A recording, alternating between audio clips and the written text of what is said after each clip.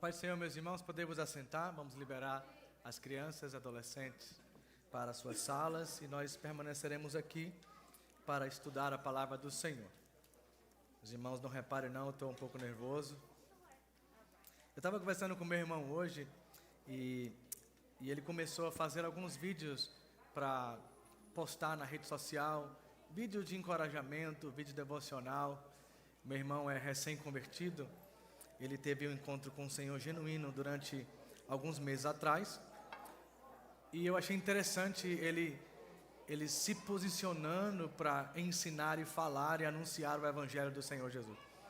E ele falou que ele fica nervoso na hora de gravar o vídeo. E eu falei, eu fico nervoso até hoje na hora de pregar, na hora de ensinar, na hora de falar. Por vários motivos. Primeiro que a oratória em público, falar diante de pessoas, segundo a psicologia, é um dos maiores medos da humanidade. E segundo, a responsabilidade que nós temos de falar através do Espírito Santo na pessoa de Deus. Imagina você falar algo que é de Deus para alguém, algo que o Senhor falou. E nós temos que ter uma verdade dentro de nós e uma certeza para que a gente não venha falar algo que a gente falou e não foi Deus quem falou. E nós precisamos entender isso. Então, sim, causa um temor, um certo nervoso. Gente, é isso aí, tá vendo? Fiquei até nervoso agora. Mas no final dá tudo certo, porque o Espírito Santo nos capacita e nos dá a sua graça. Irmãos, nós estamos estudando o DNA espiritual da igreja, nossa escola de discípulos, cultura do reino. E esse é o tema do mês de março e será o mesmo no mês de abril. Nós hoje falaremos acerca da epístola que Paulo escreve, que é atribuída a Paulo, de Colossenses, e nós iremos falar sobre o tema Cristo no centro da igreja. Esse é o nosso tópico da noite. Esse estudo foi produzido pelo Samuel Johnny e foi adaptado por mim para que eu pudesse trazer a aula de hoje. Então nós vamos compartilhar na comunidade o estudo do Samuel, para que você possa ter uma base, um fundamento, mas está um pouco modificado segundo aquilo que o Senhor me dirigiu para o estudo desta noite. É importante nós falarmos de DNA, porque nós falamos de uma essência, de uma origem, né? O DNA, ele é uma repartição de um todo, de um lugar. E o DNA mostra a característica original da Igreja de Cristo, que o Senhor estabeleceu com propósito e com missão aqui na Terra. E hoje nós iremos falar sobre o DNA espiritual da igreja baseado no texto de Colossenses.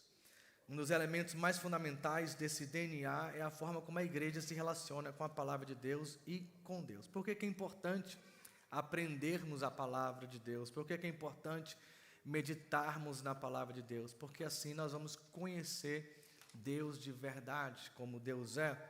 Uma igreja saudável não é apenas aquela que lê a Bíblia, mas aquela que interpreta a Bíblia corretamente e aplica fielmente, vivendo de acordo com a verdade revelada nas Escrituras. Nós precisamos entender uma diferença entre ler a Bíblia, ouvir falar da Bíblia, escutar uma pregação na internet ou no culto e você interpretar corretamente a palavra de Deus. Nós precisamos distinguir, porque nós podemos ler a Bíblia sem interpretar de forma correta e podemos perder a aplicação sobrenatural que ela tem para nós. Podemos usar versículos fora de contexto e assim criar as nossas desculpas e os nossos pretextos, e isso é muito perigoso. Existe uma diferença muito grande entre ler a Bíblia, conhecer a Bíblia e entender corretamente o que a Bíblia está dizendo. A maneira como nós interpretamos a palavra de Deus define a nossa doutrina, a nossa prática, a nossa espiritualidade e até mesmo o nosso relacionamento com Deus. Então vamos abrir o texto como base nesta noite de 2 Timóteo 2, capítulo 2, versículo 15. 2 Timóteo 2,15, a minha versão é a NVI, e diz assim: procure apresentar-se a Deus aprovado, como obreiro que não tem do que se envergonhar e que maneja bem, corretamente, a palavra da verdade. Esse versículo foi o nosso versículo áureo durante a nossa faculdade teológica, minha esposa e eu fizemos o curso médio com a ETAD no ano de 2011, e nós formamos, e durante 4 anos, toda aula começava com a leitura recitada deste versículo. E nós gravamos de memória, de coração, procura apresentar-te a Deus aprovado, como obreiro que não tem de que se envergonhar, que maneja bem a palavra da verdade, porque era aquilo que nós estávamos fazendo. Nós estávamos nos apresentando diante de Deus, aprendendo e procurando interpretar corretamente a palavra da verdade. Nós precisamos entender como interpretar corretamente as Escrituras, porque ela vai diferenciar a nossa vida espiritual, até mesmo o nosso relacionamento para com o próprio Deus. Eu não lembro se você, quando era pequeno, jogava bola no Brasil, e a gente tinha mania de pegar 2 chinelos, colocar um de cada lado e fazer aquilo um golzinho, ou um pedaço, umas pedras, não era assim? Arrancava o dedão, a casca do dedo, a unha do pé. Era um negócio maravilhoso. Eu me lembro que o ano passado a nossa igreja fez uma gincana com os jovens e os adolescentes, e o Rachel e mais algumas pessoas se tornaram jurados da gincana. E as regras ficaram um pouco confusas, porque nós não estávamos entendendo.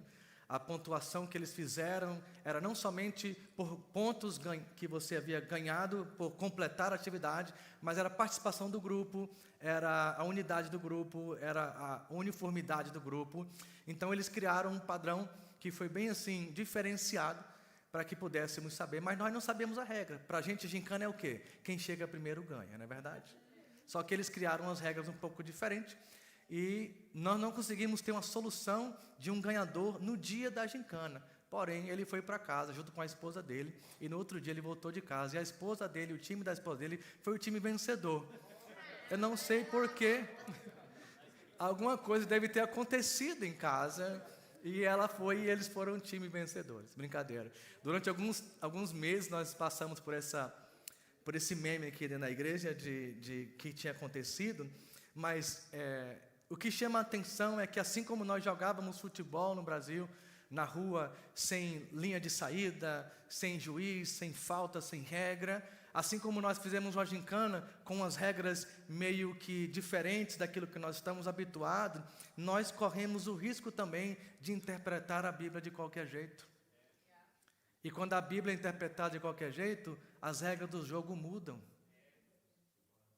Se você for jogar num time profissional, você tem que ter uma chuteira específica, você tem que ter uma proteção específica, você tem que ter um uniforme específico, tem um cronômetro específico, tem um juiz que vai estar todo o tempo observando o jogo para poder dizer se algo está fora ou não.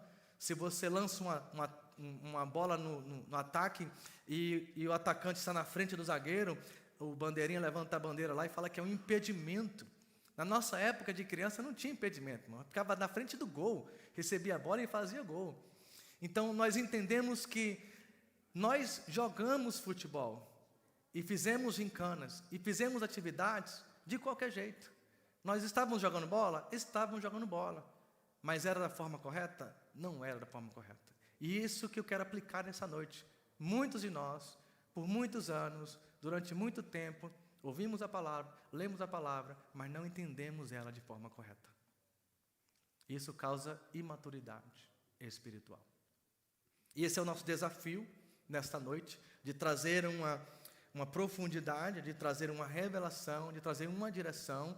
E é isso que Paulo estabelece na igreja de Colossos, quando escreve essa epístola para o povo que ali estava, trazendo uma correção da primícia, que é Cristo dentro da igreja. Então, por causa de segmentos, de mudanças, de filosofia, de judaísmo, de lei, de regra, de tradições, o povo havia misturado a essência de Cristo com outras coisas adicionais ao Evangelho. E parece que às vezes acontece isso com a gente. Não é verdade? Cristo não é mais suficiente. Precisamos de algo a mais para fortalecer o Cristo. Precisamos de algo adicional para que Cristo seja um todo, seja completo em nossa vida. Antes de entrar no texto, eu preciso provocar algo dentro de você. Abra sua Bíblia comigo em Mateus 28, versículo 19 e o versículo 20. Mateus 28, versículo 19, versículo 20. Outra pessoa abre para mim Marcos 16, 15. Hoje eu vou precisar de bastante ajuda dos irmãos, tá? Quando eu falar o versículo, você fala assim, aí eu vou saber que você vai ler, tá bom? Quem pode abrir Mateus 28, 19 e 20? Jimmy está aqui. Marcos 16, 15. Marcelo, ali. O Erivelto vai ler 1 Coríntios 9, 16. O irmão Luiz, lá atrás, levantou a mão, vai ler 1 Pedro 4, 11. 1 Pedro 4, 11. Tá bom? Pegou aí os versículos? 1 Coríntios 9, 16. Aí quando você for ler, levanta a mão para a gente passar o microfone. Jimmy, lê para nós, por favor. Marcos 16, 15. Mateus 19, 20. Não? Perdão, Mateus 28, 19 e 20. Portanto, vão e façam discípulos de todas as nações, batizando-os em nome do Pai, do Filho e do Espírito Santo, ensinando-os a obedecer a tudo o que eu ordenei a vocês, e eu estarei sempre com vocês até o fim dos tempos. Palavra de quem aqui, gente? Quem falou essas palavras? E por que Jesus falou essas palavras? Qual era o contexto aqui? Após a morte de Jesus, ressurreição, ele estava indo estar com o Pai, e agora ele dá à igreja uma ordem, uma missão. E que missão é essa? Então vá e façam o quê? Discípulos de todas as nações, batizando-os em nome do Pai, do Filho e do Espírito Santo. E o versículo 20, ensinando a obedecer o que lhe ordenei, e eu estarei com você sempre até o fim do tempo. Quem tem mais de um ano de convertido aqui? Levanta a mão. Segura a mão levantada. Mais de um ano de convertido. Se você tem mais de um ano de convertido, então está aqui. 2 anos. Continue com a mão levantada. 2 anos, 2 anos. Aí quando passar o seu tempo de crente, você abaixa a mão. 3 anos. 3 anos. 4 anos. 5 anos. 6 anos. 10 anos. 15 anos. 20 anos. Uau, 30 anos. Quem nasceu no berço evangélico? Glória a Jesus, está aqui uma vida inteira, né? A próxima pergunta que eu quero fazer para você é essa: quantos discípulos você já fez?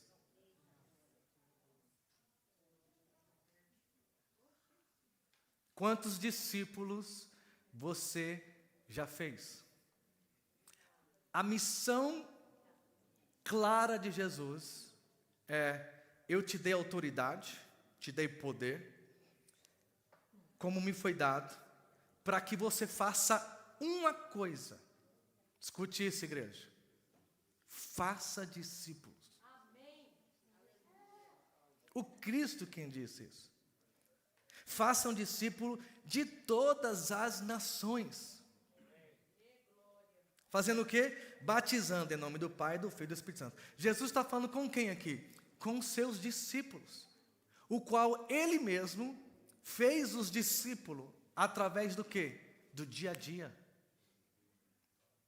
de uma ligação, do sentar à mesa, de tomar café junto, de ensinar os princípios da fé, de ensinar os passos da santificação, de ensinar o caminho da transformação, da hombridade cristã, da obra que a mulher feminina precisa ser de acordo com a Bíblia, de como tratar os filhos, de como tratar os pais, de como ser funcionário, de como ser patrão. A pergunta é: temos 10 anos, 20 anos, 30 anos de crentes, de frequentar a igreja, mas nunca formamos um discípulo. Nunca conhecemos alguém, falamos de Jesus para essa pessoa, trazemos ela para a igreja, ela aceitou Jesus e agora eu caminho com ela até que ela se torne uma discípula que automaticamente praticará o mesmo daquilo que eu fiz com ela, como Jesus fez com o discípulo. Essa é a missão da igreja.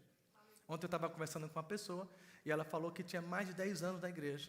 E eu perguntei para ela: você já fez quantos discípulos? E ela ficou do jeito que nós ficamos aqui agora. Assustada. E eu falei para ela: eu quero te pedir perdão, irmã. Porque nós, como pastores, precisamos ensinar o povo que a nossa maior missão não é se ajuntar para glorificar o Cristo. Faz parte da nossa celebração. A nossa maior missão é ganhar as almas perdidas, trazê-las para Cristo e formar essas pessoas a imagem de Cristo. O problema é que nós estamos ocupados demais com a nossa vida, com os nossos dilemas, com as nossas dificuldades, e nós não estamos sendo responsáveis com aquilo que Jesus disse que nós viéssemos fazer. Porque o que é que a gente aprendeu? Evangelismo é os pastores que fazem. Evangelismo é um grupo na igreja que sai para evangelizar. Não é isso que Jesus ensinou. A partir do momento que nós nos reunimos neste lugar, sabe o que está acontecendo aqui hoje? O Senhor está te equipando. Ele está te forjando. Ele está te dando ferramentas para que você possa usar essas ferramentas lá fora e você possa replicar o mesmo. Esse ano, o Senhor nos deu uma direção e chamamos os pastores e os presbíteros dessa casa, oramos por eles aqui na igreja, fizemos uma reunião específica e nós delegamos a eles a responsabilidade de chamar as famílias desta casa à mesa deles para que eles pudessem fazer discípulos intencionalmente. Irmão, nós somos bons em ser amigos. Às vezes a gente se reúne para tomar café e nós brincamos, nós rimos, nós temos um tempo de comunhão e como estamos longe da nossa comunidade, da nossa família, do nosso país, do nosso lugar de origem, é bom estarmos em família, é bom estarmos reunidos, mas às vezes, irmão, sentamos na mesa e não sai nada de Cristo. Não entramos em assuntos relevantes, em assuntos intencionais, não falamos sobre o caráter cristão, sobre o propósito de Deus, o que eu estou vivendo, o que Cristo está pedindo de mim. Nós não saímos do lugar, nós estamos num lugar chamado comodismo, conforto. Eu vou à igreja, o pastor vai ensinar, vai pregar, o pregador de fogo, eu vou na vigília, eu vou na oração, e algo vai me impactar naquela noite. Mas, irmãos, Jesus falou assim: vão e façam discípulo. Se nós não estamos fazendo discípulo, nós estamos andando de forma contrária àquilo que Jesus nos ensinou para fazermos. Batizando em nome do Pai, do Filho e do Espírito Santo, ensinando-os a obedecer o que Jesus ordenou. Irmãos, o nosso papel é pegar uma pessoa que está perdida, trazê-la ao caminho do Senhor e ensinar essa pessoa a obedecer o que Jesus já estabeleceu. O problema é que nem a gente sabe o que Jesus nos ensinou. Por quê? Porque nós não nos interessamos em se aprofundar com a interpretação, com o texto das Escrituras Sagradas.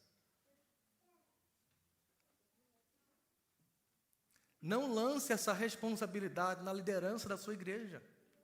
Essa responsabilidade é sua. Diga comigo, essa responsabilidade é minha.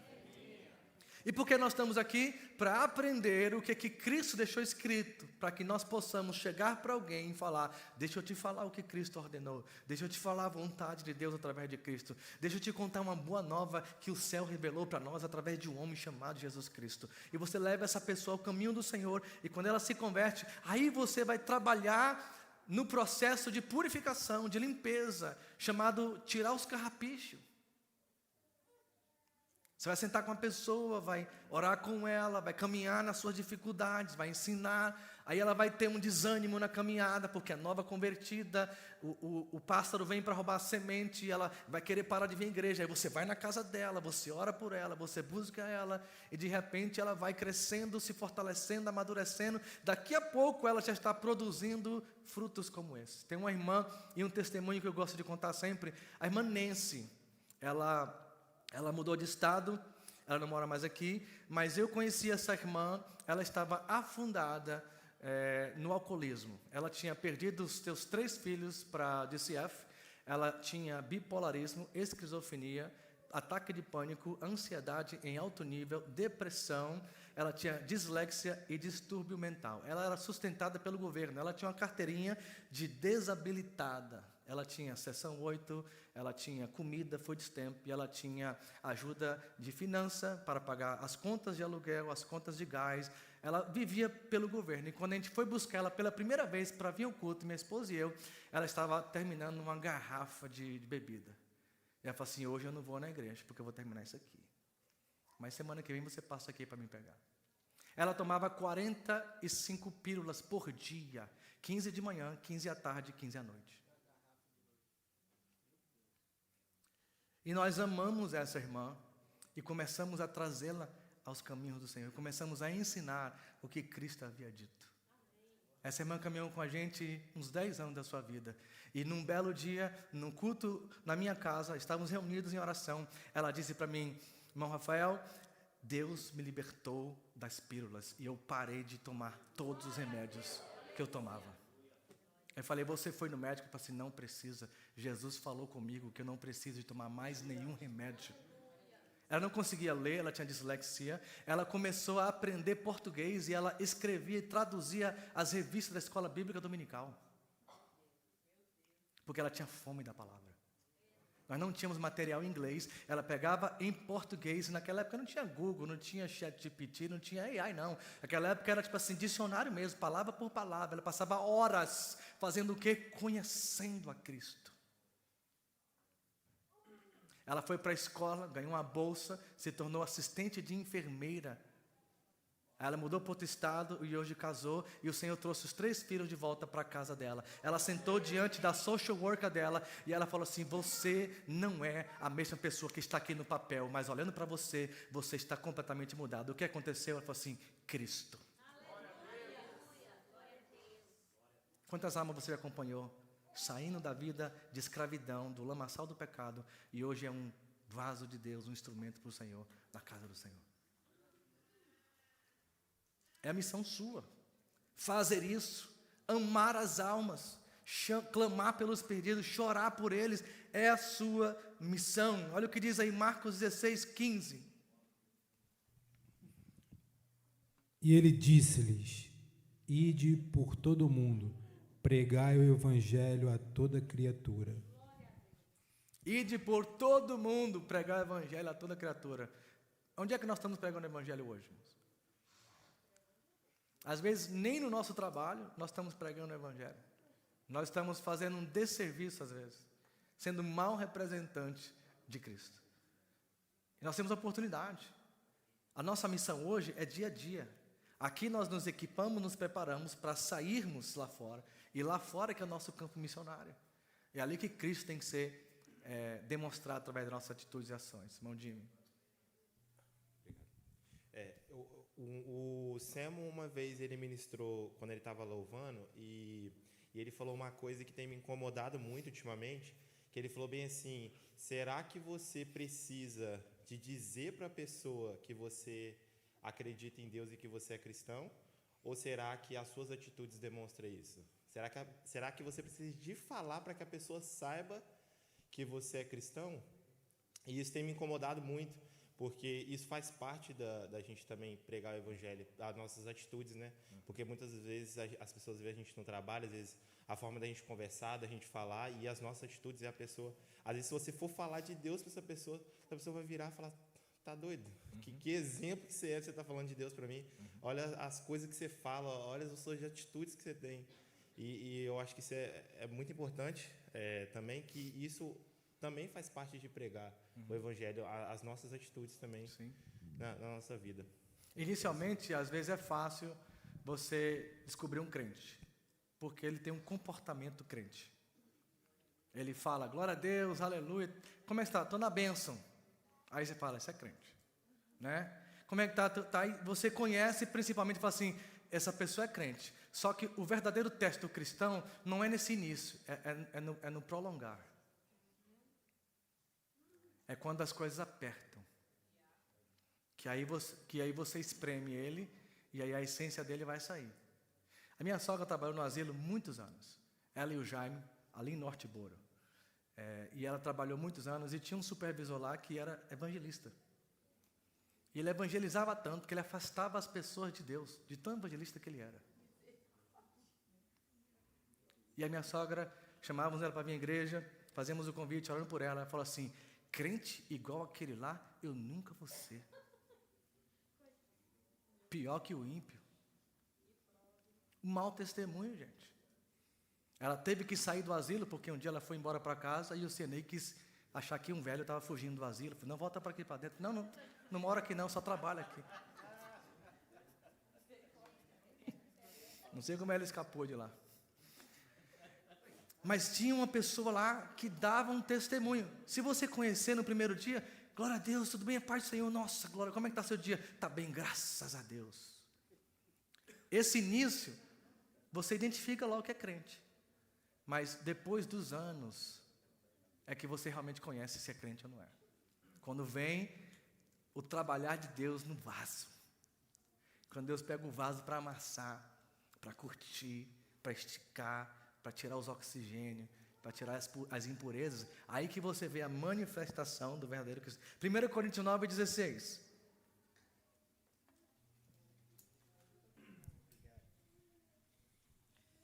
Contudo, quando prego o Evangelho, não posso me orgulhar, pois me é imposta a necessidade de pregar. Ai de mim se não pregar o Evangelho. Uau! Olha o que diz o apóstolo Paulo. Quando eu prego o Evangelho, não posso me orgulhar. Aí eu sou crente, não posso me orgulhar, porque eu estou falando de Deus, achando que eu sou melhor ou superior a alguém. Mas olha o que ele diz, ai de mim, se não pregar o Evangelho. Será que essa palavra já te feriu um dia, ao ponto de você despertar e dizer, ai de mim, se eu não pregar o Evangelho para essa pessoa? Irmão, nós não temos que converter ninguém, nós temos que pregar o Evangelho. Nós não temos que ver resultado algum, nós temos que falar das boas novas de salvação. Quem sabe você vai ser mais uma semente no caminho dessa pessoa. E um dia, tudo isso que foi plantado, com amor, com oração, com palavra, vai dar fruto. E essa pessoa vai ter um encontro com Deus, e as cadeias vão quebrar, e ela vai ser salva pela graça do Senhor Jesus Cristo. Mas nós precisamos saber que pregar o Evangelho não é uma opção. Eu não estou sentindo, eu estou com medo, não pode falar de Jesus aqui. Irmãos, ai de mim, se não pregar o Evangelho. Ai de mim, pastor, mas lá no meu trabalho eu não posso pregar o Evangelho. Ore para Deus preparar oportunidades. Deus prepara oportunidades, que uma pessoa vai ter sede, e vai poder te procurar, e vai poder conhecer quem é o Cristo que habita e que usa você no dia a dia. E aí 1 Pedro 4,11.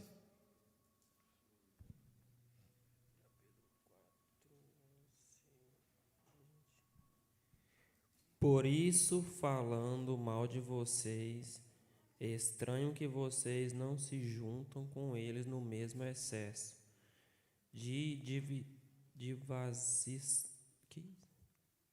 devassidão. Eles que terão de prestar contas àquele que é competente para julgar vivos e mortos. Tá, 1 Pedro 4,11? Tá certo isso aí? Tá aqui. 4:11. Se alguém falar de acordo com os oráculos de Deus, se alguém serve, faça-o na força que Deus lhe dá, para que em todas as coisas Deus seja glorificado por meio de Jesus Cristo, a quem pertence a glória e o domínio para todos sempre. Amém. Muito bem. Então o Espírito Santo, ele vai te dar força, ele vai te dar sabedoria, ele vai te dar palavras, ele vai te dar graça para que você possa transmitir a palavra de Deus. E você faça isso com a força que Deus te dá, para que em todas as coisas Cristo seja glorificado, a Ele o poder e a glória para todos sempre. Amém e amém. Que você possa sair daqui hoje dizendo assim, eu preciso fazer um discípulo na minha vida. Às vezes um adolescente, às vezes uma criança que está aqui, investir o seu tempo que você já recebeu na vida de outra pessoa. A gente aprendeu na cultura religiosa que essas coisas são dos líderes, mas o Senhor Jesus nos ensina que isso aí é a responsabilidade de todos nós. Aí você fala assim, eu não tenho capacidade. Quantas vezes nós temos, às vezes, reclamações, às vezes crianças procuram os professores na igreja, porque os pais não sabem ensinar coisas de Cristo dentro de casa. Acontece, gente. De pai fala assim, pergunta isso aqui para o pastor, porque eu não tenho resposta para isso. Irmão, se um pai e uma mãe não conseguem ensinar a palavra de Deus para o seu filho, será que ele pelo menos entendeu qual é a sua função, qual é a sua missão, qual é a sua responsabilidade paterna sobre o seu filho? Filho é flecha, filho é herança, filho é do Senhor.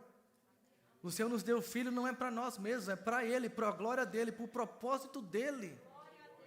E se a gente não alinhar o coração da criança, na verdade, no caminho do Senhor, essa criança pode sim sofrer desvios na sua conduta, na sua fé, porque nós falhamos como pais e como mães.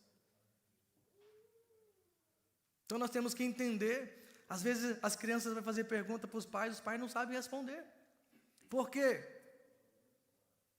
Será que é difícil demais o texto? Será que a interpretação é difícil demais? Com tanto de ferramenta, com tanto de vídeo, com tanto de conteúdo, com a inteligência artificial, com tudo que nós temos hoje, será que é difícil entender o texto? Mas o que está acontecendo, irmãos? Nós não queremos nos envolver com as Escrituras, não queremos aprofundar com as Escrituras. Nós queremos fazer, sabe o quê? Nós queremos fazer culto. Isso a gente gosta. A gente gosta de pular, a gente gosta de chorar, a gente gosta de receber vitória, de receber palavra de bênção. Isso é maravilhoso, e amém por isso, e vamos ter isso, porque faz parte de um todo. Mas nós não podemos só querer viver isso, nós precisamos entender que o Senhor me deu uma responsabilidade de ser um discipulador de almas, de ganhar alma para Jesus. Deixa eu te fazer uma pergunta, esse ano, quantas almas você já ganhou para Jesus? Quantas almas? E ganhar alma para Jesus é consolidar, não é trazer a igreja, não. Levei a igreja. Não é isso, não. É consolidar, levar até o Senhor e a pessoa fazer um compromisso de entregar a sua vida para o Senhor. E você caminhar com ela ali, ajudando, fortalecendo, ensinando, amando, tendo paciência, tendo amor, para que ela se torne um discípulo, assim como você é um discípulo. Mas Marcela?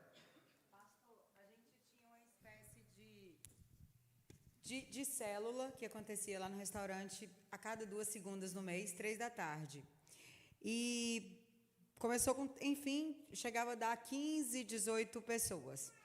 E tiveram 2 pessoas que eu falei, vou discipular. E eu gastava tempo, investia tempo, eu explicava, orava.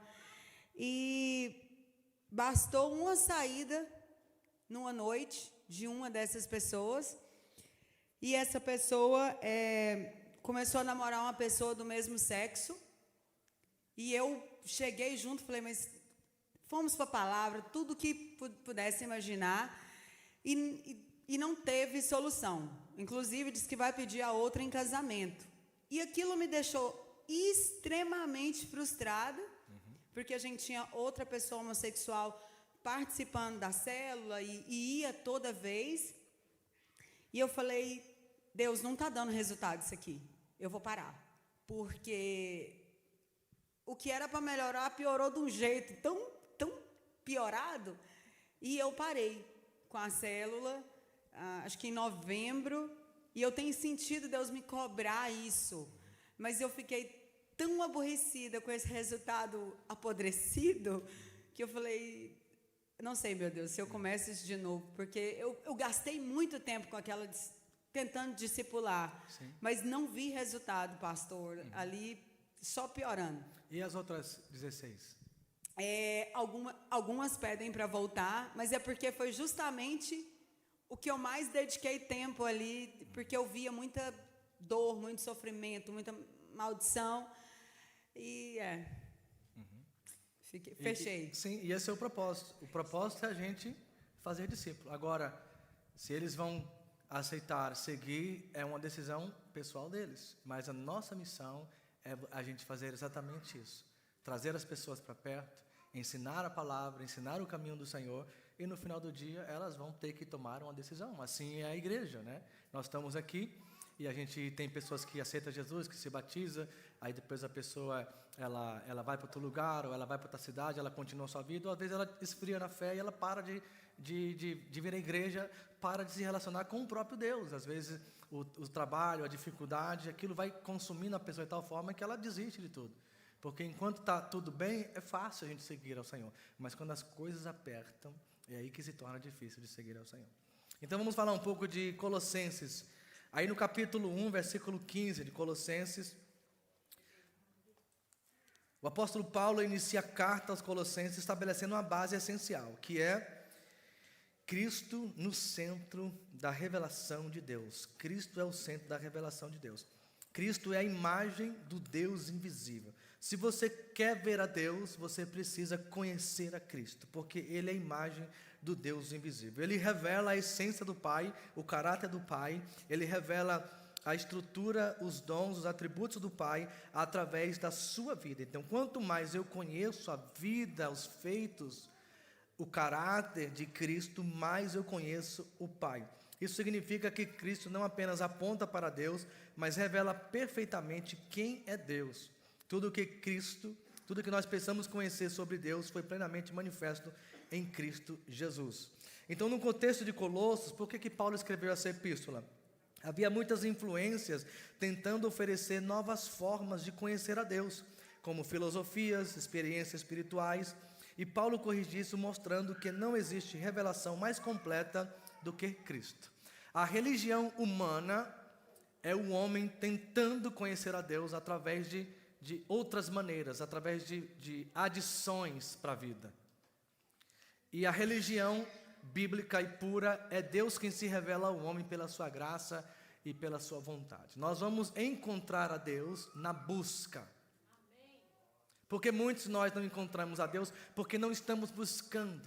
Nós queremos ou o começo ou o final, mas o Senhor nos revela quando nós o buscamos. Lá em Jeremias capítulo 29, do versículo 11 a seguir, tem uma promessa de Deus que fala que se vocês clamarem a mim, eu te ouvirei. Buscar-me-eis de todo o coração e me acharei, quando me buscarem de todo o coração. Então, Deus, Ele está sempre nos ouvindo, mas encontrar ao Senhor exige algo além, algo a mais. O coração tem que estar aplicado.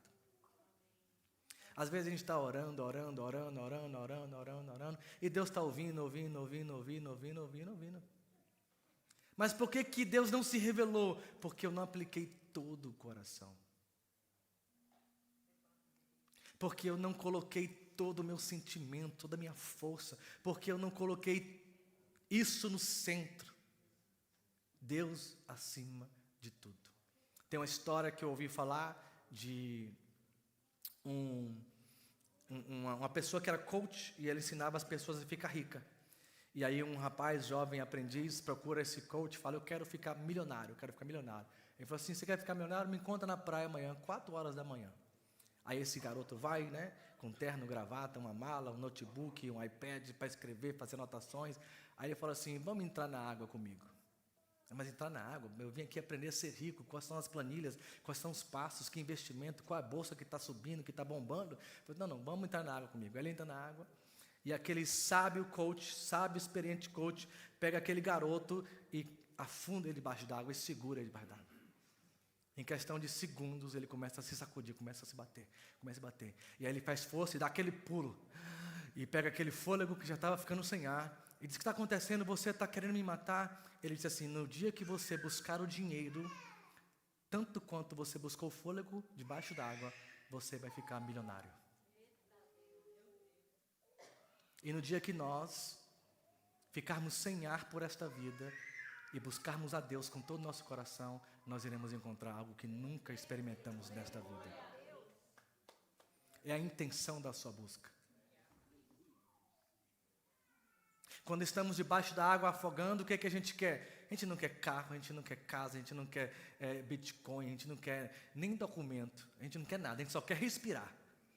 E quando nós não buscarmos a Deus como o fôlego que nós precisamos para respirar, nós não iremos encontrar níveis e camadas de profundidade em Deus. Eu acho que nós precisamos despertar desse conforto que nós vivemos, onde nós somos consumidores, onde nós somos frequentadores, onde nós somos nominais e não intencionais. E o Senhor nos chama para esse lugar. Então Paulo agora está corrigindo. Por quê? Porque naquele contexto, as pessoas que estavam ali estavam agora adicionando coisas para uma experiência espiritual. Naquela época, a cidade de Colosso não era uma cidade central como era Éfeso e Roma, mas era uma cidade que era muito conhecida, e ali passavam muitas pessoas. E ali havia a filosofia grega, ali havia os judaizantes, Ali havia os novos convertidos e eles estavam tentando conhecer a Deus, mas estavam adicionando coisas ao contexto da fé cristã. Então Paulo ele escreve para corrigir esse erro, esse perigo doutrinário, de que as pessoas estavam adicionando. Irmãos, às vezes nós queremos algo em Deus e queremos algo mais profundo e estamos adicionando coisas para a nossa vida e o Senhor está dizendo, você não está me achando porque você está adicionando coisa, você vai me achar quando você tirar as coisas da sua vida. O Salmo 1, o que é que diz o texto? Bem-aventurado, feliz é aquele que não ouve o conselho dos ímpios, não se detém no caminho dos pecadores e não se assenta na roda dos escarnecedores. Veja que o salmista, antes dele falar da bem-aventurança, quando você tem o prazer na lei do Senhor, ele fala, primeiro, antes de você ter prazer na lei, você precisa remover isso aqui, ó. E às vezes nós queremos uma experiência com Deus, agora eu vou fazer um jejum, agora eu vou orar de joelho sem parar, agora eu vou subir a escada de joelho, agora eu vou passar a madrugada orando. E Deus está falando assim, não, primeiro, antes de você viver isso, você precisa remover algumas coisas aqui. Porque o relacionamento com Deus tem que ter base santa. E se há algum princípio em nós que não reflete santidade, não adianta buscar, porque Deus não vai se revelar, nós não vamos ouvi-lo. Isaías capítulo 1 ao capítulo 5, Deus fala para o povo, para de se reunir no culto, para de fazer assembleia, para com as suas novas. Eu não recebo o culto de vocês, não sobe. Você levanta a mão, eu não ouço, porque as mãos estão sujas de sangue. O próprio Jesus disse, você vai ofertar algo ao Senhor com o coração desregulado, com o coração contra o seu irmão, deixa a oferta lá, conserta primeiro e depois você volta.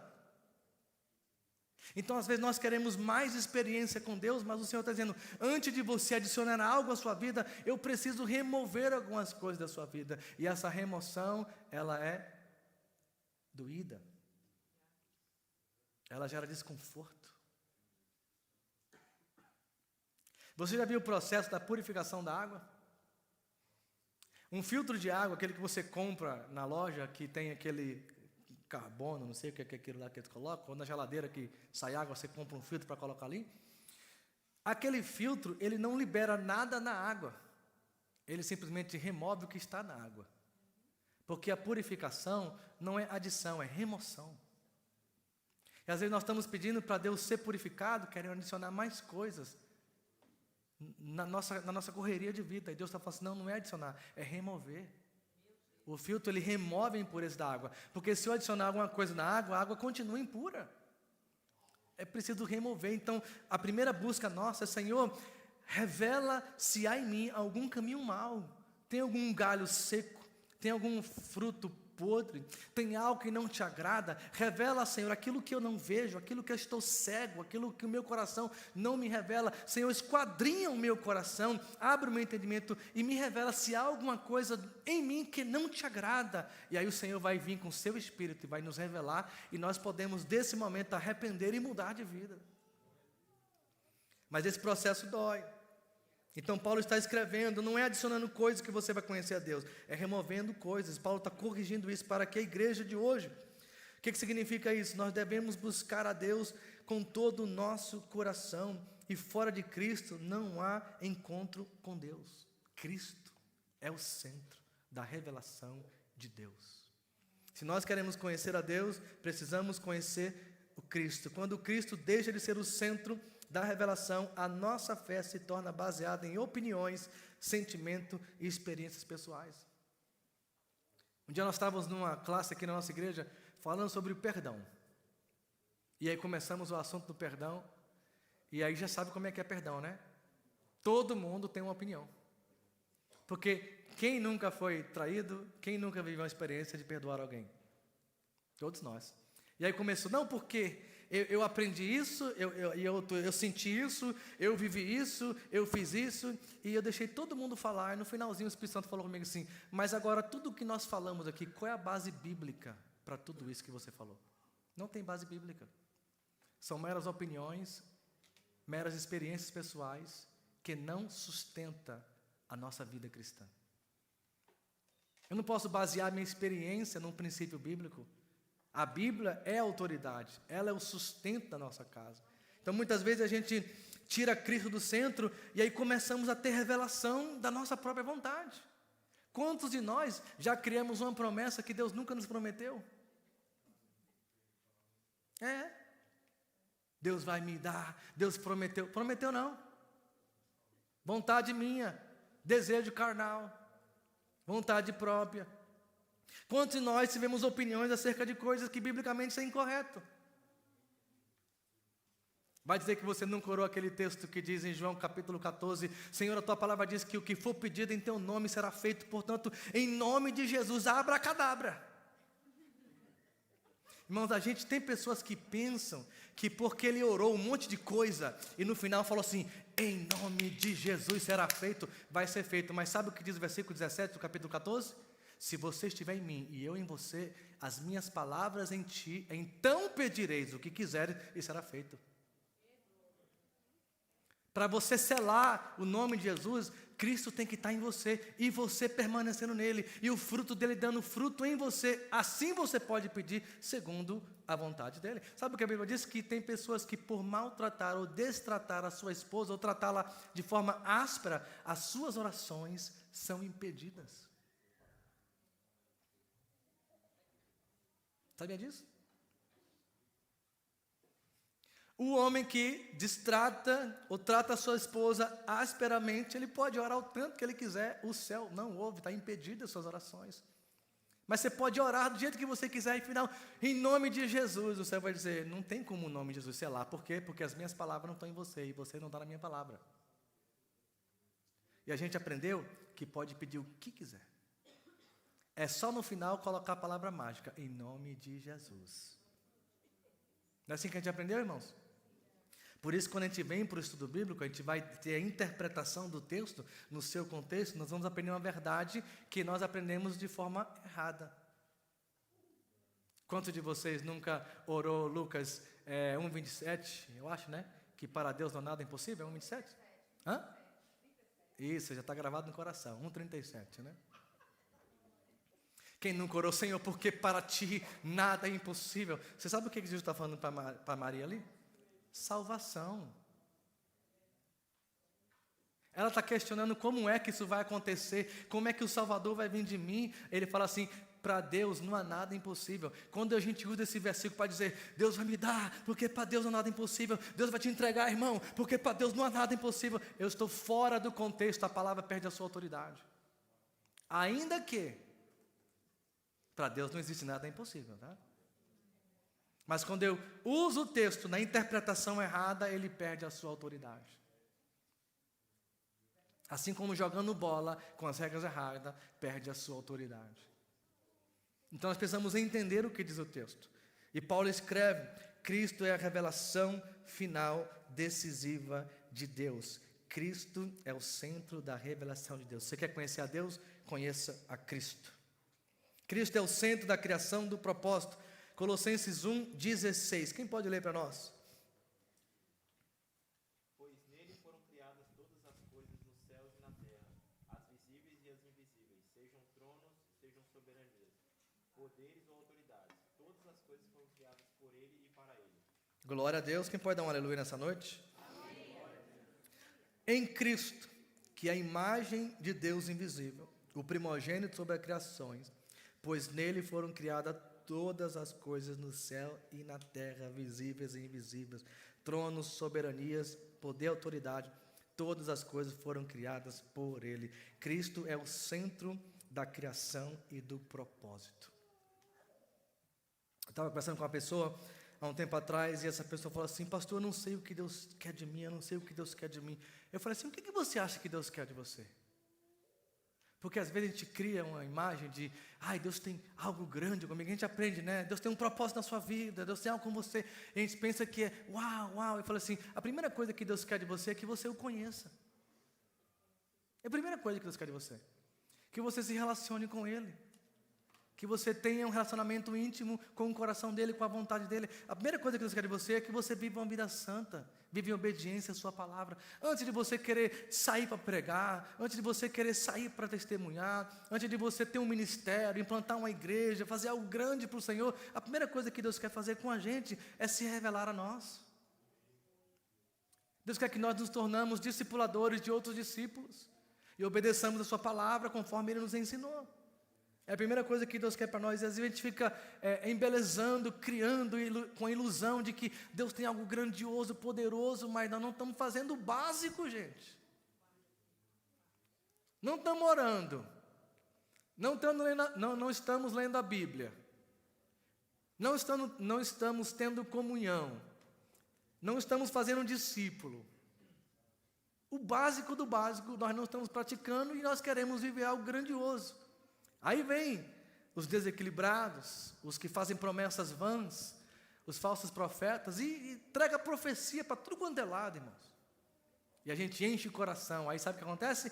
Deus me prometeu. E às vezes Deus nunca prometeu. Temos que tomar cuidado, gente. Cristo é o centro da criação. E tudo que Deus criou é com um propósito. Inclusive a sua vida foi criada com um propósito. O primeiro propósito da sua vida é conhecer ao Senhor. Abre comigo aí, Apocalipse 4, verso 11. O mundo não gira em torno do ser humano, mas em torno de Cristo. Isso significa que a nossa existência tem um propósito maior: viver para Cristo. Nossos dons, recursos e até a nossa história faz parte desse propósito de Deus. Quando essa verdade não é compreendida, o homem passa a viver centrado em si mesmo. É interessante que o mundo ensina você a buscar para si, não é verdade? Relacionamentos, hoje em dia, são baseados em interesse. O que é que eu posso fazer para essa pessoa, mas mais importante é o que essa pessoa pode fazer por mim.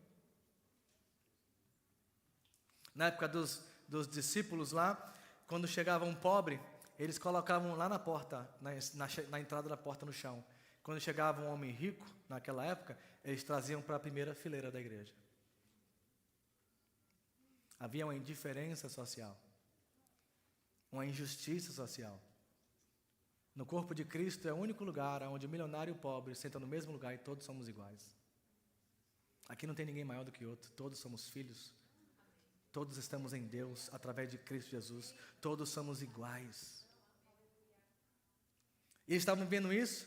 Se eu não entendo esse princípio, eu começo a viver para mim. Quantos de nós, irmãos, fizemos votos quando saímos lá da nossa terra de origem?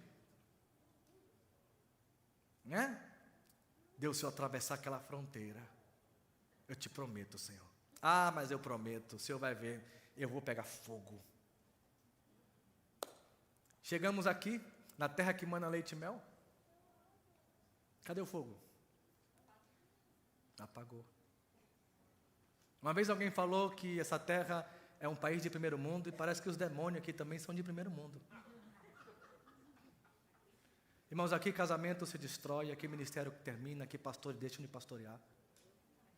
Aqui as pessoas deixam a pessoa que andou com você no momento mais difícil da sua vida por causa de um documento americano. Eu já vi pessoas se separar legalmente para os dois casar com um americano, para pegar documento e depois voltar e casar de novo. Crente, irmãos, crente, dentro da igreja, casando por interesse, comprando documento. Cadê o princípio? Cadê a verdade? Como é que isso vai ficar diante do céu? Diante de Deus? Ah, mas Deus sabe que você está corrompendo a sua lealdade ao Santo de Israel para você ter um benefício nessa terra. Deus sabe. Deus sabe que nós colocamos Ele em segundo plano, porque nós confiamos mais naquilo que o documento pode nos dar. Deus sabe. Deus sabe onde está o nosso coração, sabe onde está a nossa fé, sabe onde está o nosso jeitinho que a gente faz para voltar a vida para nós, para o nosso interesse. Às vezes Deus abençoa você financeiramente e você enche o estômago. Não compartilha com o próximo, não sustenta a obra de Deus, não dizima na casa do Senhor, não compartilha com a oferta do Senhor, não assume os propósitos da igreja local. Mas Deus tem abençoado você. Nós precisamos entender esse princípio, porque se nós não entendemos que Cristo nos criou para Ele, nós vamos viver em prol de nós mesmos. Aí eu vou lutar atrás daquilo que é o meu ideal, daquilo que eu planejei, daquilo que eu quero fazer. E Deus fica onde em tudo isso? Sim.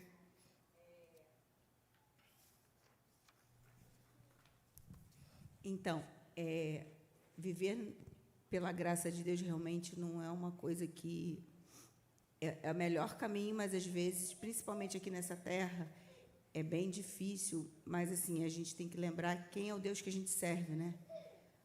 Minha filha já foi fazer, acho que umas 3 entrevistas, é aprovada, dá tudo ok, ela é uma pessoa agradável, mas aí o que acontece no final? Bate na trave, porque ela não tem documento. E assim, é a primeira coisa que a gente fala, não tem documento, não tem como fazer diferente. Aí a única coisa que a gente conseguiu é que ela recebesse pelo documento do pai, porque a gente não tem o documento aqui, a única que pode trabalhar sou eu, e aí, assim, eu continuo crendo que Deus está no controle. Nós continuamos crendo, porque para a faculdade dela foi difícil, para ela trabalhar foi difícil, e às vezes eu olho assim e falo assim, Senhor, está valendo a pena? Eu ver minha filha que fala inglês, está trabalhando na faxina. Eu saí de lá desejando algo melhor para minha filha. E hoje eu paro assim, olho e falo, e eu questiono muito isso a Deus. Eu falo, Senhor, eu sempre fui muito ligada a estudo, e aí eu não sei se está valendo a pena ver a minha filha na faxina, sabe? Mas não é por conta do dinheiro que eu vou deixar minha filha se corromper e fazer um documento falso, porque seria muito fácil a gente fazer um documento. O que eu mais tenho é conhecimento de pessoas que dariam empregos melhores para ela, sabe?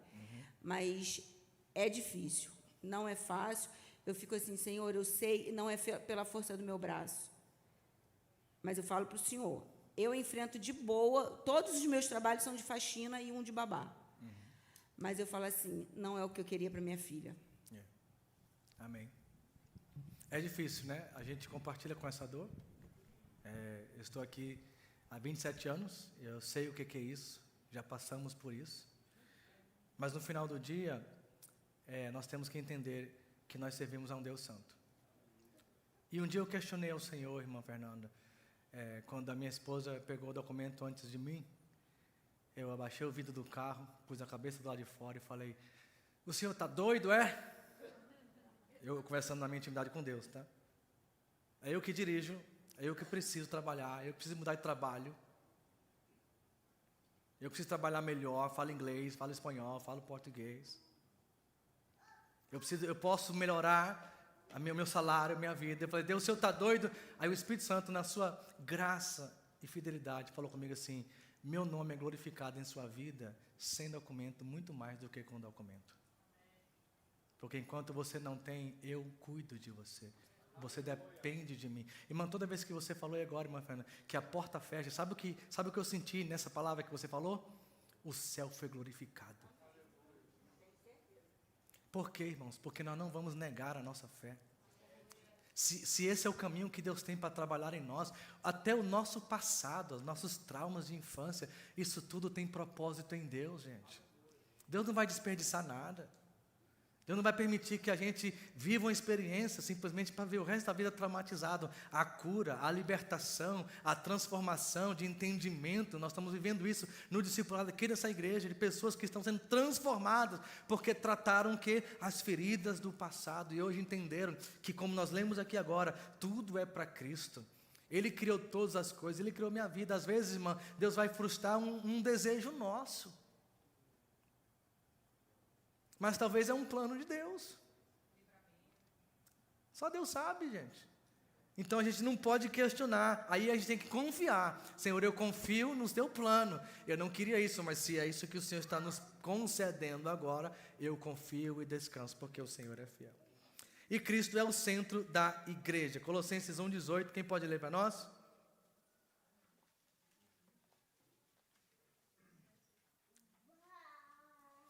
Cristo é o centro da igreja.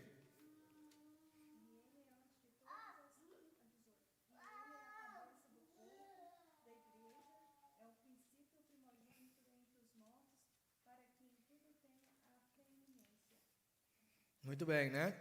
O versículo 17 fala assim: Ele é antes de todas as coisas e nele tudo subsiste, tudo é Cristo. Então Paulo está trazendo uma nova percepção. Voltem para esse lugar onde Cristo é tudo, dele vem tudo, para ele é tudo, tudo que eu tenho é dele, tudo que eu faço vai ser para ele, tudo que eu vivo ele permitiu viver. Seja coisas boas ou coisas ruins, tudo está na permissão de Deus. Lembra que Satanás foi até Deus buscando ceifar a vida de Jó? O que é que Deus falou para ele? Você pode ir, mas não toca na vida dele. E Satanás foi e fez o que ele foi permitido fazer, mas ele não tocou naquilo que Deus não permitiu que ele tocasse. Então, irmãos, tudo que nós vivemos, Deus permitiu. É permissão de Deus. Se a gente tirar Deus do centro, a gente vai começar a achar que a vida é injusta. A gente vai começar a achar que nós estamos sofrendo por causa que nós não temos isso ou não temos aquilo. A gente vai começar a achar que é porque essa situação aconteceu que isso está acontecendo. Não, gente, é Cristo que controla, que domina, que tem propósito em todas as coisas. Nas enfermidades, na cura, na doença, nas sequelas, nos traumas, no passado, no presente e no porvir. Cristo é o centro de todas as coisas. Se a gente começar a tirar Cristo do centro, a gente entra em parafuso. A gente tenta entender por que isso está acontecendo, por que Deus permitiu isso acontecer, por que isso ainda não rompeu, por que isso ainda não mudou. A gente fica questionando as nossas razões, nosso entendimento. E Deus fala assim: eu estou no controle de todas as coisas. Me coloca no centro e descanse. Deixa eu mudar essa questão sua e você vai me glorificar, independente do que você tenha, do que você esteja vivendo. Eu estarei no centro da sua vida.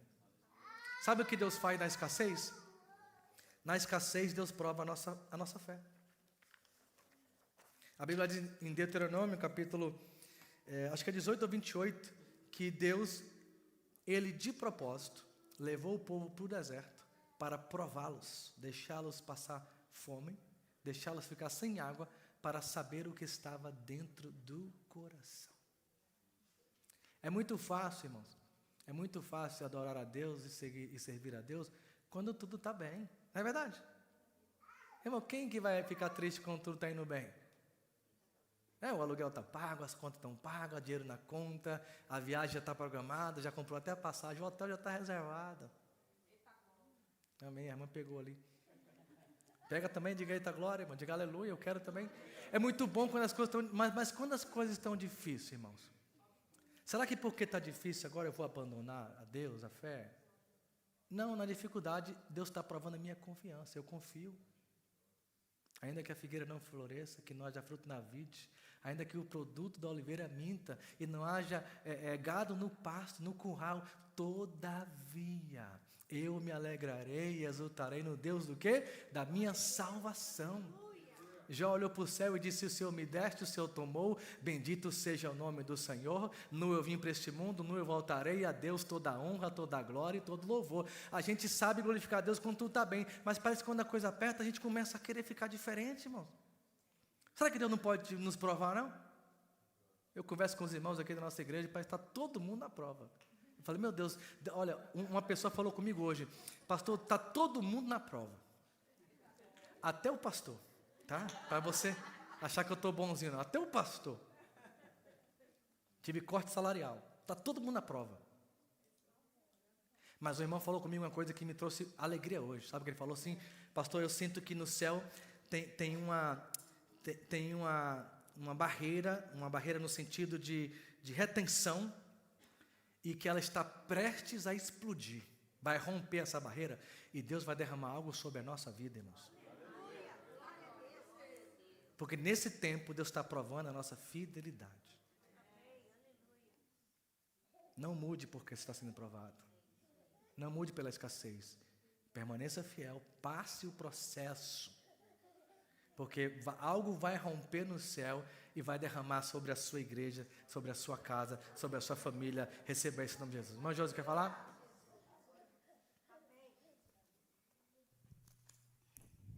Então, eu não queria falar, mas eu quero testemunhar pela palavra do Senhor, resumidamente, pelo que eu passei esses dias atrás. Há uns 15 dias atrás, eu estava ministrando aí no altar, falando sobre a igreja ser mais grato, servir a Deus independente de qualquer coisa. E no domingo de manhã, resumindo tudo, no domingo de manhã, me preparando para vir ao culto, eu passei mal, tal e tudo, fiquei internada 3 dias. Eu fui internada às 7 da manhã e saí 7 da noite, da terça-feira da noite.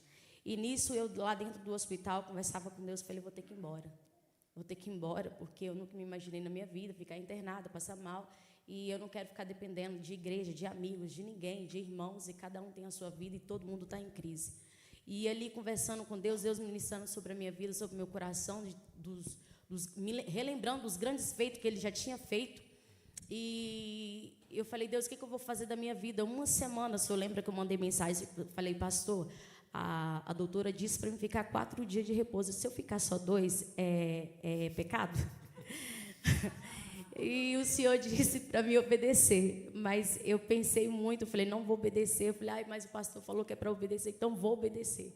Mas eu pensei, Deus, o que eu vou fazer? Uma semana sem trabalhar, como eu vou? Eu creio que o senhor vai fazer, não vai deixar faltar nada, mas me ajuda a enxergar pelos olhos da fé que isso vai acontecer. Quando eu cheguei na minha casa, quarta-feira, eu fui tirar o dízimo da semana anterior que eu tinha trabalhado, e o que sobrou, eu falei, o que eu vou fazer com isso, meu Deus? O que eu vou fazer? Mas, tá aqui, não estou vendo o que vai acontecer, mas está nas suas mãos. Providencia o que for preciso, porque essa semana, tu sabes o que eu tenho que pagar, comprar e fazer.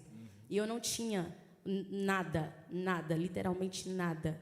Mas todas as minhas contas, os meus mantimentos, estava tudo em dia, não tinha nada faltando na minha geladeira, na minha casa, e as minhas filhas com saúde e uma casa para morar.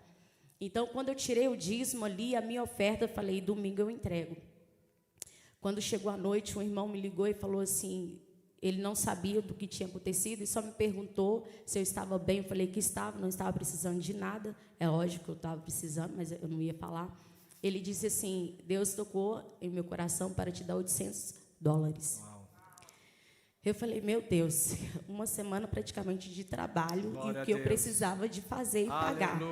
Então, quando foi na quinta-feira, quando foi na sexta-feira, outra pessoa chegou para mim e falou assim, Deus me tocou para te dar $200.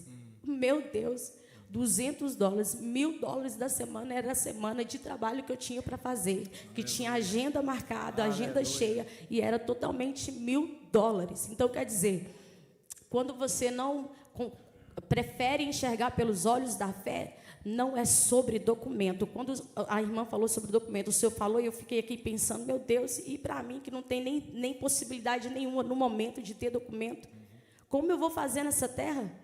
Eu muito menos falar inglês do que eu vou viver aqui. Então, desde quando eu pisei aqui, eu vivo das providências dos céus. Amém.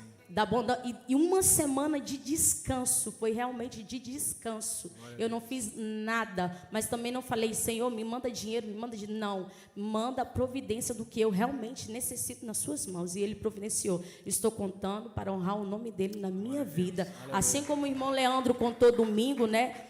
Que às vezes a gente recebe bênção dos céus, todo mundo vê a bênção, mas não vê o processo que a gente passou para receber a bênção. A gente não pediu, a gente pediu o Senhor para fazer o querer dEle. E Ele concede de acordo com o nosso coração. E eu quero agradecer a Deus, agradecer a igreja pela oração. Graças a Deus eu estou curada. E creia que a promessa do Senhor em nossas vidas é maior e melhor do que nós podemos imaginar. Glória a Deus. Vamos ficar de pé, vamos orar encerrando. Obrigado, irmã Josi, por esse testemunho. A palavra de Deus, ela diz que o Senhor é fiel para suprir as nossas necessidades. A Bíblia diz que o Senhor é poderoso para fazer infinitamente mais do que pedimos ou pensamos. Naquele momento de provação, ela tomou uma decisão. Eu vou confiar no Senhor. Eu vou depositar no Senhor a minha confiança, a minha fé, e o Senhor vai me honrar. Eu vou obedecer às direções do médico, do meu pastor, e vou descansar. E nesse descanso, irmãos, ela está testemunhando da fidelidade de Deus. Deus vai permitir, vai nos provar, mas Deus sempre tem o cordeiro preparado.